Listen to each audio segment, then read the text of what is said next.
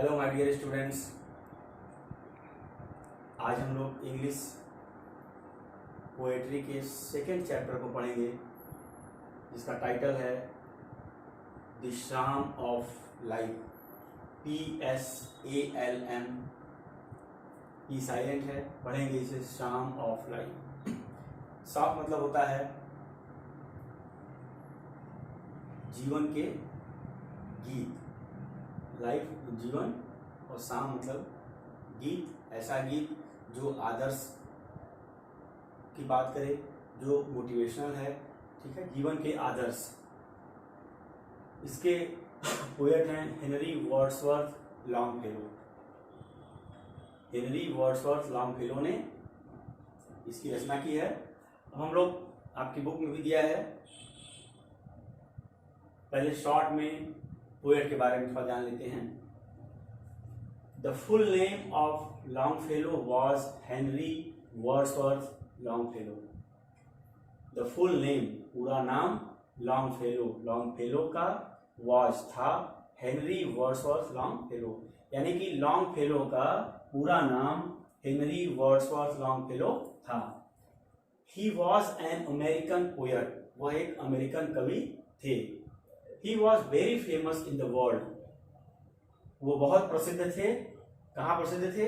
In the world, संसार में, वह संसार में बहुत प्रसिद्ध थे। He worked as a teacher of modern languages at Harvard University. He worked, उन्होंने कार्य किया था as a teacher, एक शिक्षक के तौर पर, of modern languages, आधुनिक भाषाओं के, at Harvard University, उन्होंने हार्वर्ड यूनिवर्सिटी में आधुनिक भाषाओं के एक शिक्षक के रूप में कार्य किया था, यानी वो आधुनिक भाषाओं के टीचर थे। कहाँ पे? हार्वर्ड यूनिवर्सिटी में। Voices of the night was his first collection of poems published in 1839। Voices of the night उनकी पहली कविता संग्रह थी, जिसका प्रकाशन 1839 में हुआ था। It included the psalm of life, जिस शाम ऑफ लाइफ को हम अभी पढ़ने वाले हैं वह इसी वॉइसेस ऑफ नाइट में ही समाहित है। हिज अदर वर्क्स वेयर, उनके और दूसरे जो कार्य थे वो क्या थे? कृतियां। His other works were, works मतलब कार्य होता है, लेकिन यहाँ पोएट के बारे में बात हो रही है तो यहाँ हो जाएगा कृतियां। उनकी दूसरी कृतियां क्या क्या थी? Poems on slavery, the Spanish student, belfry of Bruges, the golden legend, village blacksmith etcetera इत्यादि। ये तो अबाउट द पोएट हमने देखा। दूसरा सबसे इंपॉर्टेंट पार्ट हर पोएम का है उसका सेंट्रल आइडिया, यानी कि उसके मूल विचार, मूल भाव। यही आपके एग्जाम में एक क्वेश्चन जरूर रहता है कि किसी भी एक पोएम का नाम देकर पूछेगा कि उसका सेंट्रल आइडिया आपको लिखना है। तो हम अब इसके सेंट्रल आइडिया पर थोड़ा सा फोकस करेंगे। The poem the song of life published in 1838 is a celebration of life, the earnest effort to see life in the right spiritual perspective. The poem the psalm of life, यह poem जो है, जो कविता है, जीवन के गीत, जीवन के धर्म गीत, उसमें जो कि 1838 में पब्लिश हुआ है, is a celebration of life, जीवन का एक उत्सव है। And earnest effort to see life, जीवन को त्वरित गति से देखने का एक प्रयास है। In the right spiritual perspective, spiritual मतलब होता है आध्यात्मिक, पर्सपेक्टिव मतलब परिप्रेक्ष्य।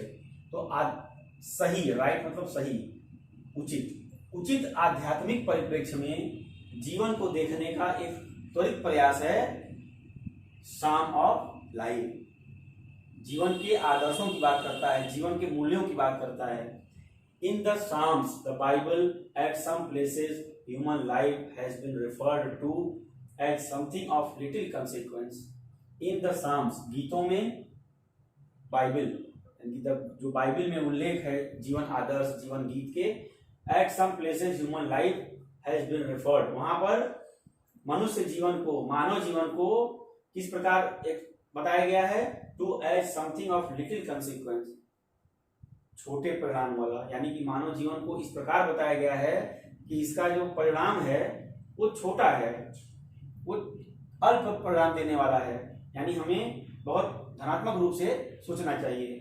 The poet does not agree with this view of the psalmist, लेकिन लॉन्गफेलो इस बात से सहमत नहीं है कि जीवन लिटिल कंसिक्वेंसेस, थोड़े परिणाम देने वाला है। The poet does not agree, वो सहमत नहीं है with this view of the psalmist. जो जीवन गीत गाने वाले, जो जीवन के आदर्श की बात करने वाले हैं, उनके इस तथ्य से लॉन्गफेलो एग्री नहीं करते थे।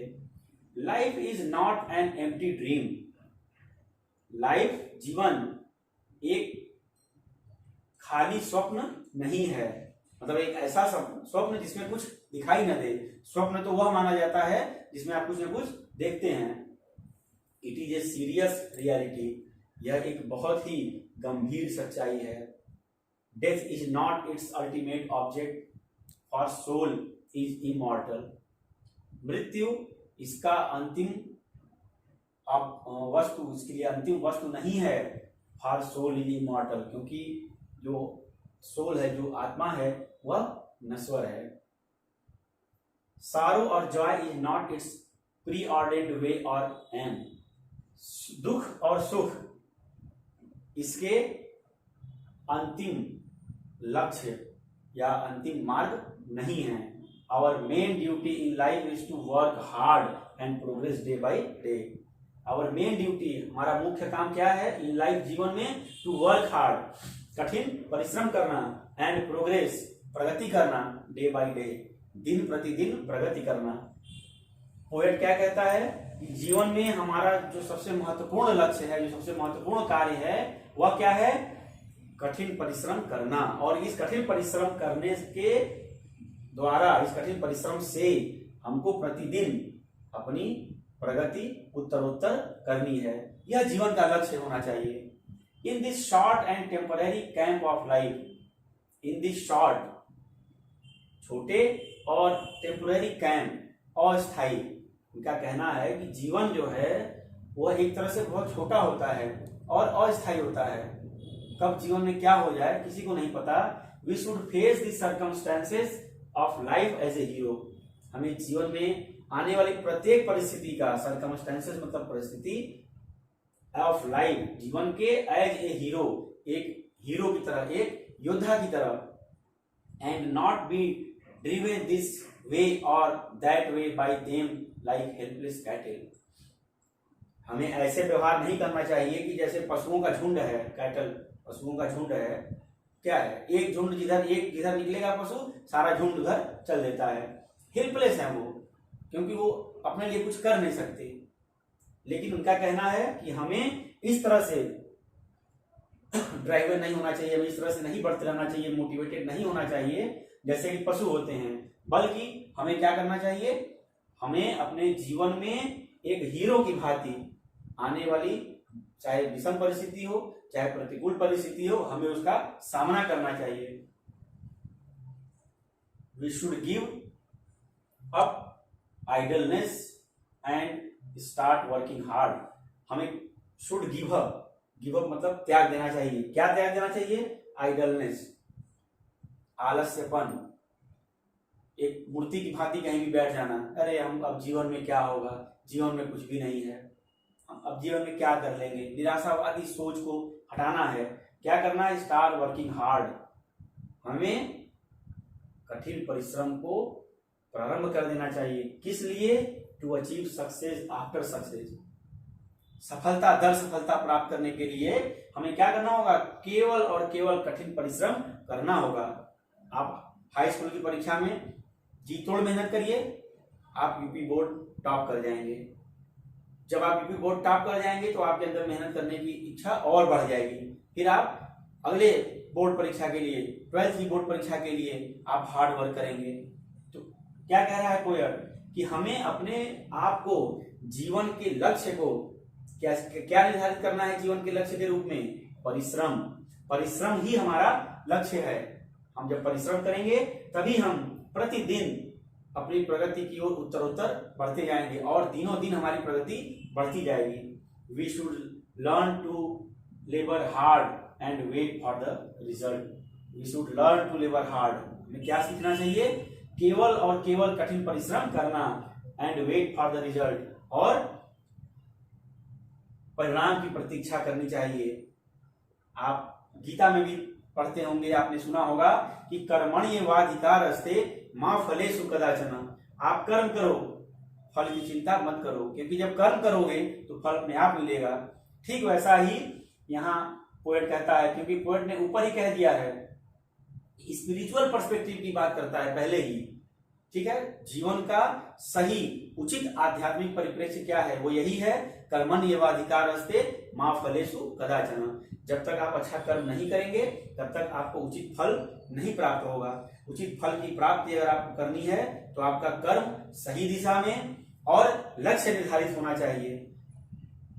ये इस पोयम का सेंट्रल आइडिया है। सेंट्रल आइडिया क्या है कि हमारे जीवन का मेन लक्ष्य क्या है, मेन ड्यूटी हमारी क्या है? To work hard for achieving goal, to make progress in our life we must work hard. ये हमारा लक्ष्य है, ये हमारा टारगेट है।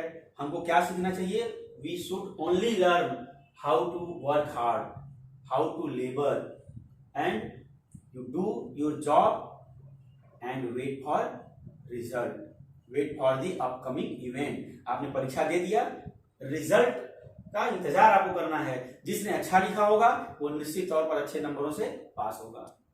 तो ये हमारे H.W. Longfellow, Henry Wordsworth Longfellow ने अपने इस पोयम में हम सबको समझाने का, हम सबको बताने का प्रयास किया है।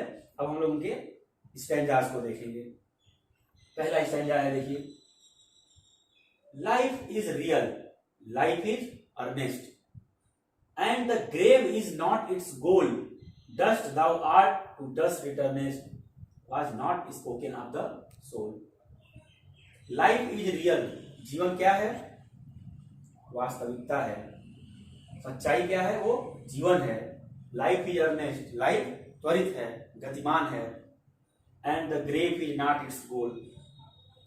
कब्र, ग्रेव मतलब होता है कब्रगाह, कब्र। तो कब्र इसका अंतिम लक्ष्य नहीं है, यानी कि मृत्यु इसका अंतिम लक्ष्य नहीं है। इसका अंतिम लक्ष्य क्या है? कि आपको गतिमान रहना है। Dust thou art, to dust returnest, was not spoken of the soul. आप यह समझकर कोई कार्य न करिए, अपनी कला को आप मार दीजिए, अपने अंदर जो आपके अंदर गुण है, जो योग्यता है, आप उन्हें मार दीजिए, सिर्फ यह सोचकर कि एक दिन तो मरना ही है, कब्र में जाना ही है। ऐसा नहीं है। जीवन का लक्ष्य है गतिमान रहना, आपको गतिशील रहना है। जिस दिन आप रुक जाएंगे, आप जीवन आपका समाप्त हो जाएगा। तो पोएट कहता है कि life is real, life is earnest. जीवन क्या है? जीवन की सच्चाई क्या है? जीवन की वास्तविकता क्या है? गतिमान रहना है, आपको त्वरित रहना है। और हमारी जो आत्मा है, हमारे जो देव हैं, हमारे जो ईश्वर हैं, उनके द्वारा भी ऐसा नहीं कहा जाता कि आप कुछ मत करो, क्योंकि एक दिन आपको मरना है, बस इंतजार करो, जिस दिन मरना होगा आप मर के चले जाओगे। आपको धरती पे भेजा गया है, आपने जन्म लिया है, तो आपको कुछ न कुछ काम करना है। ऐसा काम करना है कि जिससे आपका नाम हो, आपकी इमेज बने, आपको लोग आपके नाम से याद करें। पहले स्टैंजा में हमने देखा कि लाइफ की सच्चाई पोएट ने बताया। दूसरा स्टैंडा आप देखेंगे हम लोग,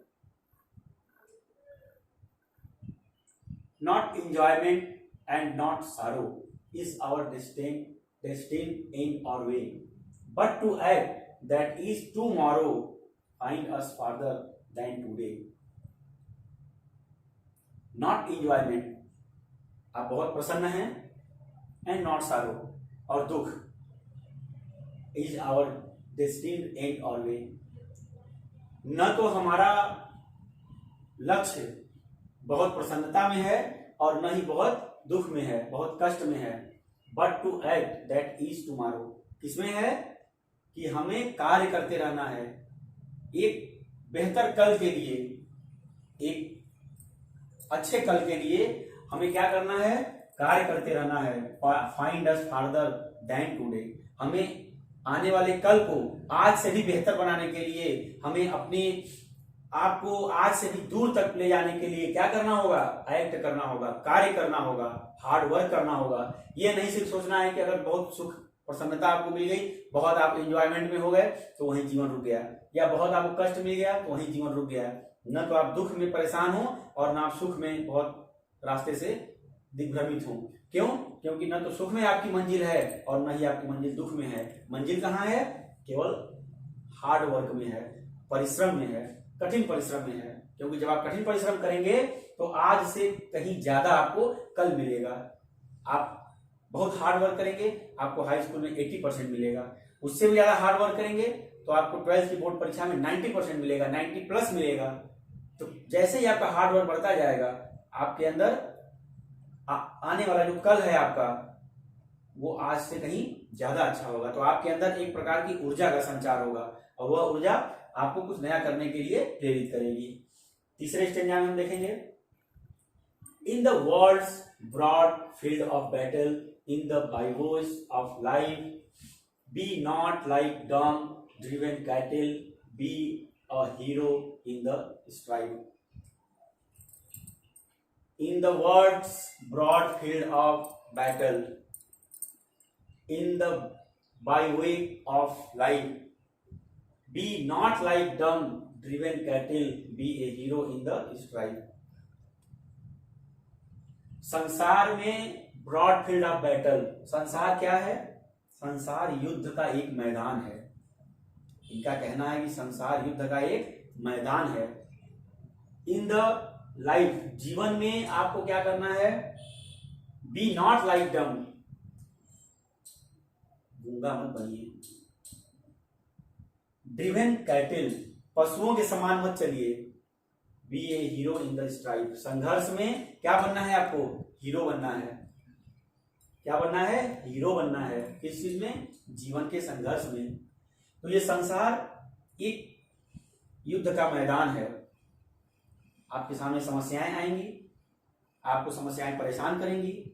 कभी आपको लगेगा कि मेरे पास कल खाने के लिए पैसा नहीं है, कल मेरे पास फीस जमा करने के लिए पैसा नहीं है।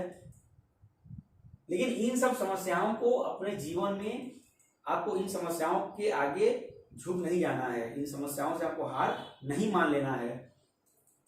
जैसे कि एक गूंगा है, वो कुछ नहीं बोल पाता, तो आपको उस गूंगे की तरह नहीं रहना है कि आप कुछ नहीं बोल पाएंगे। आपको उन समस्याओं के विरोध में, उन समस्याओं के खिलाफ बोलना है। यानी क्या करना है? वर्क करना है, हार्ड वर्क करना है। और क्या आपको नहीं करना है? ड्राइवन कैटल, कैटल मतलब होता है पशु। पशुओं का झुंड जब चलेगा तो एक बकरी जिधर घूम जाएगी, सारी बकरियां उसके पीछे पीछे घूम जाती हैं। तो ऐसा नहीं है। एक जो पशुओं जैसा व्यवहार आपको नहीं करना है। आपको क्या करना है कि be a hero in the strife, संघर्ष में आपको हीरो, योद्धा की भांति, नायक की भांति आपको अपने आप को उपस्थित करना है। कैसा हीरो? हीरो क्या करता है? आप फिल्म देखते हैं, हीरो अकेले ही 10 विलेन को मारता है। यानी हीरो इतना स्ट्रांग है कि वो सारे विलेन को मार लेता है। तो ठीक वैसे ही आपको जीवन की समस्याओं को, जीवन में जो संघर्ष है, उन्हें मारना है। और किसी भी चीज से आपको घबराना नहीं है। आपको अपने जीवन का लक्ष्य परिश्रम रखना है, हार्ड वर्क रखना है। क्यों? क्योंकि हार्ड वर्क ही आपको सफलता की ओर ले जाएगा। तो पोएट क्या कहता है कि ये लाइफ क्या है? Broad field of battle. Battle मतलब युद्ध का मैदान, युद्ध, ब्रॉड फील्ड बहुत बड़ा मैदान है। किस चीज का? युद्ध का। तो इस युद्ध के मैदान में हमें क्या करना है? अपने आप को एक नायक की भांति प्रस्तुत करना है। प्रस्तुत करके क्या करना है? जो संघर्ष हमारे सामने आता है, जो कठिनाइयां आती हैं, हमें उन्हें समाप्त करना है, उनके खिलाफ हमें लड़ाई जारी रखनी है। चौथे स्टेंजा में हम देखेंगे कि पोएट क्या कहता है, let us then be up and doing with a heart for any fate, still achieving, still pursuing, learn to labour and to wait. अब क्या कहता है यहाँ poet? Let us then be up and doing, चलो हमें अब उठकर तैयार हो जाना है और करना है। क्या करना है? कार्य करना है। With a heart for any fate, fate मतलब होता है भाग्य, अपने भाग्य के लिए, भाग्य को बनाने के लिए हमें हृदय से कार्य करना है, हृदय से हार्ड वर्क करना है। Still achieving, still pursuing, still achieving means hard work करने का जो एबिलिटी है, और स्टिल परसुइंग आप हार्ड वर्क करते रहो, लगातार करते रहो, आपको रुकना नहीं है।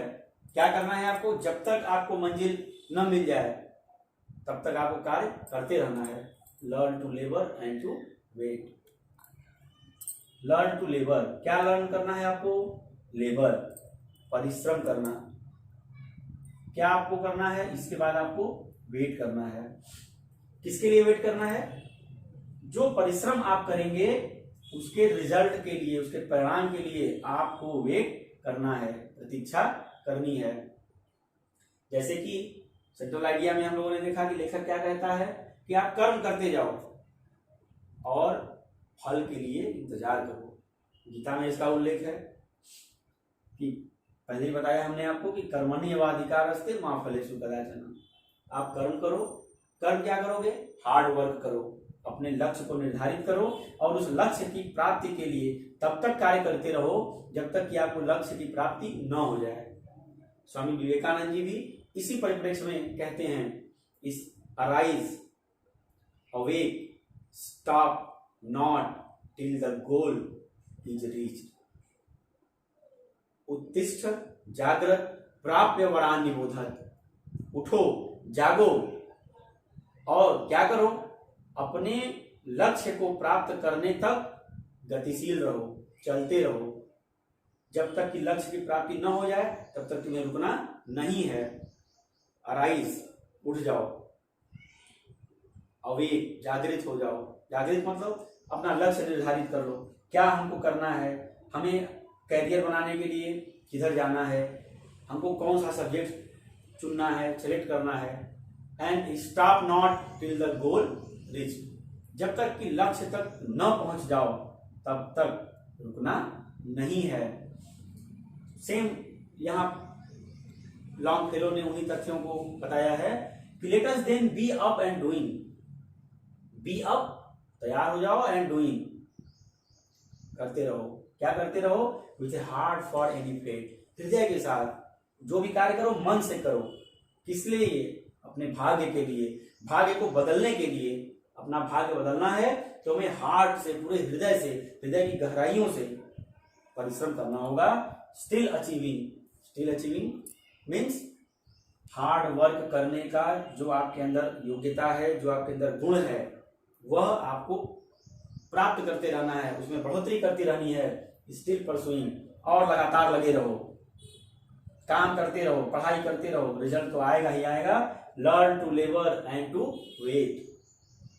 हार्ड वर्क अधिक से अधिक करना है। अगर कुछ सीखना है तो क्या सीखना है? हार्ड वर्क करना सीखना है, परिश्रम करना सीखना है, लेबोरियस होना सीखना है। और इसके साथ एक और गुण का अपने अंदर विकास करना है, प्रतीक्षा करना, वेट करना। जब आपके अंदर हार्ड वर्क डेवलप हो जाएगा, हार्ड वर्किंग एबिलिटी डेवलप हो जाएगी, उसके बाद आपके अंदर वेट करने की, प्रतीक्षा करने की आदत का विकास होना बहुत जरूरी है। क्योंकि आदमी हार्ड वर्क करने के बाद घबरा जाता है कि हमको रिजल्ट अभी मिल जाए। आपने हार्ड वर्क कर लिया तो थोड़ा वेट करिए, उसका अच्छा फल, मीठा फल आपको निश्चित मिलेगा। तो हेनरी लॉन्गफेलो अपनी इस पोएम में स्पिरिचुअलिज्म का जो कॉन्सेप्ट है लाइफ में, जो आध्यात्मिक बातें हैं, क्योंकि नाम ही इन्होंने दिया है द शाम ऑफ लाइफ, जीवन के धर्म गीत, यानी कि आपको जीवन में कैसे अच्छे संस्कारों के साथ अपना जीवन आगे बढ़ाना है, जीवन को गतिशील बनाना है, जीवन में रुकना नहीं है, जीवन के लक्ष्य को निर्धारित करना है, अपने आप के अंदर जो कला है उस कला को न मारना है, मारना नहीं है, बल्कि उस कला का दिन प्रतिदिन आपको उत्तरोत्तर वृद्धि करना है, उस कला में आपको बढ़ोतरी करनी है। यह सोचकर नहीं बैठ जाना है कि अब तो मृत्यु ही जीवन का लक्ष्य है। जीवन का लक्ष्य क्या है? गतिमान होना, गतिशीलता ही जीवन है और रुक जाना ही मृत्यु है। डायनामिक आप हैं तो लाइफ है, अगर आप स्टेडी हो गए तो आपकी लाइफ एंड हो जाती है। तो पोएट ने इन सारे जीवन दर्शन को इस पोएम के माध्यम से हमें समझाने का प्रयास किया है, हमें देने का प्रयास किया है। अब इस पोएम से हमें सीख क्या मिलती है, इस पोएम से हम क्या सीखते हैं? तो इस पोएम से हमें सबसे बड़ी सीख मिलती है कि जीवन में हमें हार्ड वर्क पर ही डिपेंड रहना चाहिए। हार्ड वर्क से हम अपने फेट को, अपने भाग्य को, अपनी किस्मत को भी बदलने की दिशा में अग्रसर हो सकते हैं। क्योंकि जब आप पढ़ोगे नहीं तो एग्जाम में लिखोगे क्या, और लिखोगे नहीं तो फिर एग्जाम में आपको नंबर क्या देगा? तो नंबर लेने के लिए एग्जाम में लिखना जरूरी है, एग्जाम में लिखने के लिए पढ़ाई करना जरूरी है, पढ़ाई करने के लिए हार्ड वर्क होना चाहिए। जब हार्ड वर्किंग होगे तभी बैठ करके 8 घंटे 10 घंटे पढ़ सकते हो। तो इस पोएम की जो अच्छी शिक्षाएं हैं, अच्छी बातें हैं, जो इसकी शिक्षा है, वो हमें आत्मसात करने की जरूरत है। क्यों? क्योंकि इस पोएम में पूरी तरह से जो स्पिरिचुअलिज्म फैक्ट्स है, जो तथ्यात्मक धार्मिक बातें हैं, उस पर जोर देते हुए पोएम ने हमें एक सीख दिया है, एक ज्ञान देने का प्रयास किया गया है लॉन्गफेलो के द्वारा। इन सब बातों को, सारे पैराग्राफ्स को आपको अलग अलग, 4 पैराग्राफ हैं आपके पास, 4 स्टैंजा, इन चारों को अलग अलग आपको एक्सप्लेन करना है। और सेंट्रल आइडिया, जो आपका सेंट्रल आइडिया है, उस सेंट्रल आइडिया को भी आपको अपनी नोटबुक में लिख करके और इसे याद करना है, क्योंकि सेंट्रल आइडिया का एक क्वेश्चन निश्चित आता है। इसलिए आप लोग सेंट्रल आइडिया पर जरूर ध्यान दें। चारों स्टैंजा का अलग अलग आप अपनी नोटबुक में नोट कर लें। Thank you.